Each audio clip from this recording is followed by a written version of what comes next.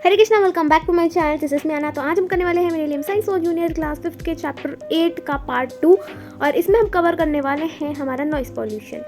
तो देखो, हमने टाइप्स ऑफ पॉल्यूशन और उसके कॉजेस पढ़े थे और अभी हम एक स्पेसिफिक पॉल्यूशन के बारे में पढ़ने वाले हैं जिसका नाम है नॉइस पॉल्यूशन। देखो, नॉइस पॉल्यूशन जो होता है ना, तेज़ आवाज़ से प्रोड्यूस होता है, जैसे कि लाउड स्पीकर्स और व्हीकल्स की आवाज़ों से भी होता है।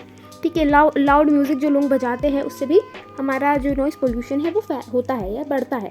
ठीक है, अब इससे क्या होता है कि जो मैंने पहले बताया था पिछली वीडियो में कि जो फैलाता है, जो करता है नॉइस पोल्यूशन, उसी को इफेक्ट होता है, रिफ्लेक्ट होकर कर्मा आता है। एक टाइप से कर्मा समझ लोगे उनका।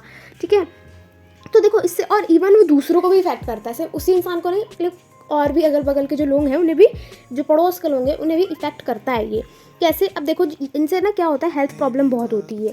जैसे कि अब स्लीपिंग डिस्टर्बेंस होती है, अब कोई सो रहा है और मोहल्ले में बहुत ज़ोर ज़ोर से बाजा बजा के लोग डांस कर रहे हैं, तो जो अगल बगल के जो पड़ोस के लोग हैं उन्हें कितनी प्रॉब्लम होगी और वो ढंग से सो नहीं पाएंगे, तो उससे हाइपरटेंशन और स्ट्रेस भी होगा।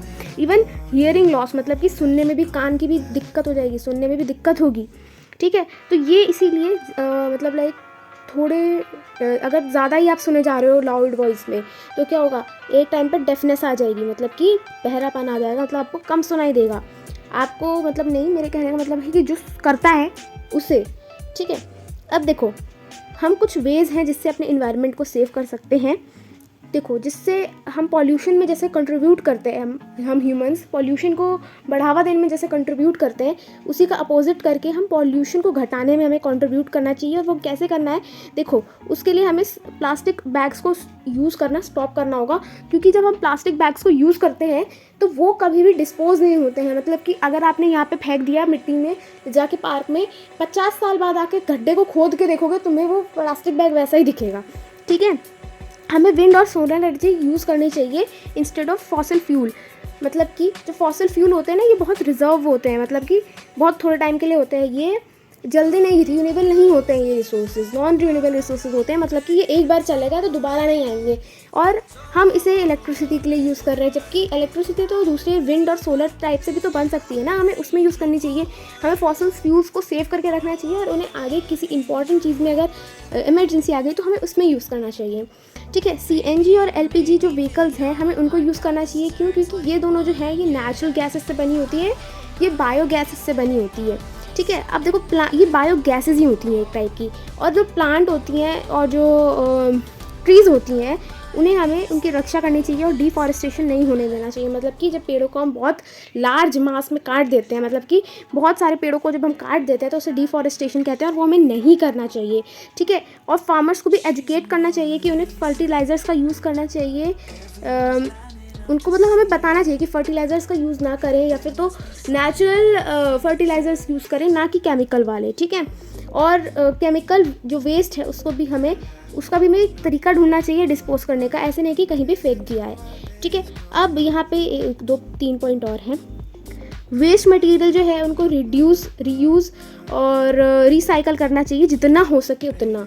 ठीक है, और हमें discourage the ritual of putting ashes of deads और आइडल्स और गॉड्स। मतलब कि यहाँ पे क्या कहना है, इसका मतलब है कि जो हिंदू में क्या होता है कि जब किसी की डेथ हो जाती है तो हम उन्हें जलाते हैं और उसके बाद जो उनकी राख होती है उसको हम क्या ले जाकर गंगा में विसर्जित कर देते हैं। वो हमें नहीं करना चाहिए, क्योंकि इससे जो रिवर है वो गंदी हो जाती है। एंड सेकेंड, कि जो आइडल्स हम जैसे गणेश चतुर्थी और भी दुर्गा माता का जो होता है नवरात्र, और उन सब में हम क्या करते हैं, हम ले जाकर गणेश जी को, दुर्गा जी को हम विसर्जित कर देते हैं, तो वो हमें नहीं करना चाहिए। अब देखो, लोग कहेंगे कि भाई हमारे तो रिलीजन को इफ़ेक्ट कर रहा है ना ये कैसा रूल है। तो इसमें हमें क्या करना चाहिए, हम अगर आइडल्स को इमर्ज कर रहे हैं, मतलब कि अगर हम उन्हें पानी में डाल भी रहे हैं, विसर्जित भी कर रहे हैं, तो हमें उनकी मूर्ति को बायोडिग्रेडेबल बनानी चाहिए। मतलब कि हमें क्ले से वो मूर्ति बनानी चाहिए। ठीक है, तो हमें क्ले से वो मूर्ति बनाएंगे तो वो आगे चल के मिक्स हो जाएगी और उसी को वो थोड़ा टाइम बाद नीचे बैठे रहेगी जब रिवर के, तो हम उससे दूसरी क्ले भी बना सकते हैं। ठीक है, तो रीयूज़ हो गया एक टाइप से।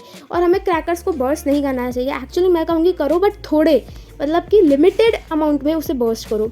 ठीक है, एसिड रेन। अब एसिड रेन कैसे कॉज होती है? देखो, oxygen, harmful gases, polluted water, या all of these.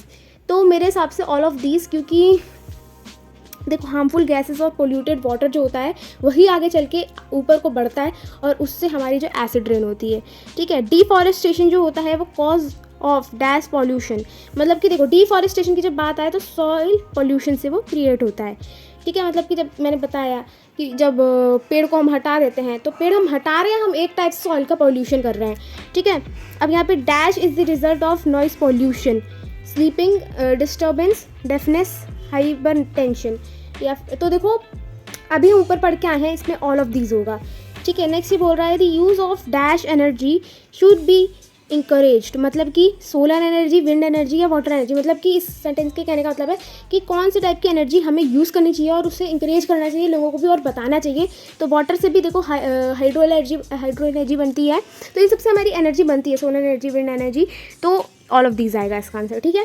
Environment consist of dash things surrounding us, living, non living, both, none of these. तो देखो बोथ लिविंग भी होते हैं, नॉन लिविंग भी होते हैं, ठीक है। आगे बढ़ते हैं, मैच करना है use of the acidic pesticides and fertilisers cause of land pollution, इससे लैंड ख़राब हो जाती है तो लैंड पॉल्यूशन होता है, ठीक है, ये ए।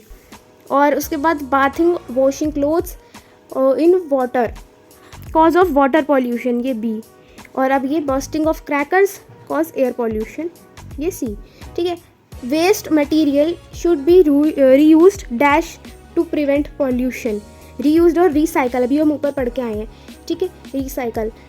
यहाँ पे industry and dash are the main source of air pollution, industries and factories, ठीक है, इधर फैक्ट्रीज आएगा। नेक्स्ट ये बोल रहा है air pollution cause a number of breathing related diseases such as dash and dash, asthma. 74 पे आओगे तो आपको आंसर मिल जाएगा, इधर यहाँ पे आपको आंसर मिल जाएगा। नेक्स्ट क्वेश्चन पे बढ़ते हैं हम।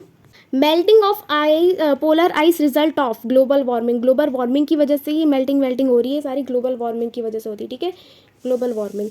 नेक्स्ट बोल रहा है डैश कॉज सॉइल पॉल्यूशन, तो आप लिख सकते हो डिफॉरेस्टेशन लिख लो, मैंने ऊपर बताया था, या फिर केमिकल भी लिख सकते हो, पर वो ज़्यादा बड़ा आ गया, यहाँ पे वन वर्ड में आंसर करना है, या फिर तो आप यहाँ पे डिफॉरेस्टेशन ही लिख दो, ठीक है। Exposure to dash over long period time cause deafness, exposure to noise pollution, ठीक है। अब यहाँ पे हमें वन वर्ड में आंसर करना है, addiction to unwanted and harmful things cause environment pollution, ठीक है। नेक्स्ट यहाँ पे बोल रहा है rain consist of harmful chemical, यहाँ पे आ गई हमारी एसिड रेन, ओके। नेक्स्ट ये बोल रहा है कि यहाँ पे देखो जहाँ पे वार्मिंग ऑफ अर्थ सरफेस आ गया है, यहाँ पे वार्मिंग ऑफ अर्थ सरफेस, तो यहाँ पे आपको ग्लोबल वार्मिंग लिख देना है, ठीक है, ग्लोबल वार्मिंग। नेक्स्ट यहाँ पे आ गया है addition of dirty and unwanted element in soil, तो यहाँ पे लैंड पॉल्यूशन आ गया है, देखो सॉइल की बात करिए तो land pollution. And natural phenomena that cause noise pollution is, देखो आप यहाँ पे लिख सकते हो, बहुत सारे ऊपर हमने भी फिनोमिना पढ़े, मतलब कि कॉजेज पढ़े हैं, तो इसमें से कोई भी एक उठा लोगे। यहाँ पे ये देख लो लाउड म्यूज़िक, ठीक है, लाउड म्यूज़िक लिख सकते हो, लाउड म्यूज़िक से ही हमारा नॉइस पॉल्यूशन होता है, ठीक है। प्लांटिंग मोर ट्रीज, तो सेविंग एनवायरनमेंट, ओके। तो यहाँ पे जो है चैप्टर हमारा खत्म होता है। मिलती हूँ नेक्स्ट वीडियो में, till then take care and bye bye. और साथ ही में आपका हर एक कमेंट हमें बहुत मोटिवेट करता है, तो keep supporting. Thanks for watching. Hare Krishna.